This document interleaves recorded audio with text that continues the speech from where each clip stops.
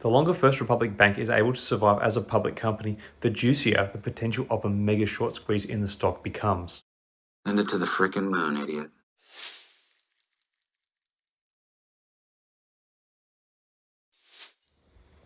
Hi again everyone, hope you're all doing well. Now, since the whole banking crisis started, one stock that I have been following on this channel a fair bit is First Republic Bank, ticker symbol FRC.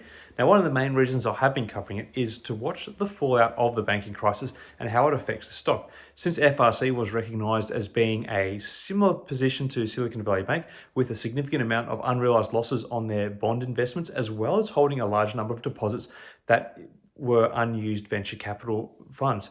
The negative news has caused the share price to actually collapse. In the past 12 months, the stock has traded as high as $171 per share, where today it finds itself at around the $12.50 per share mark, reflecting a 92% decline over the past 12 months.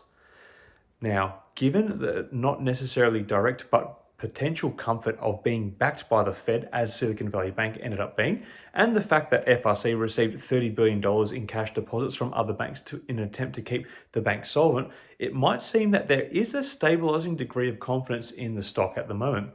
While the bank's recent decision to suspend their cash dividend was really a prudent move to help better solidify their cash position, it did receive a mixed reaction from the market, which is understandable. But you have to agree that such a move is going to at least help further shore up the company's liquidity and thus add a level of stability back to the stock.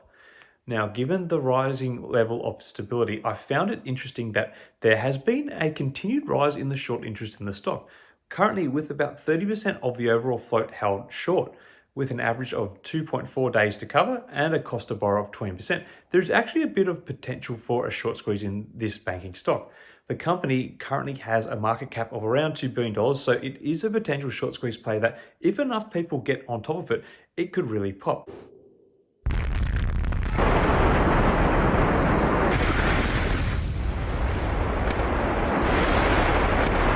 I think given that it is a medium-sized bank, it has the potential to attract speculators in the masses and could really go quite far if targeted by the retail sector. However, there is further good news for the stock. While there is a cloud of uncertainty over future cash flows for the stock given the crisis the company is now weathering, using a discounted cash flow model, the stock currently actually has a valuation of about $197 per share. Say what?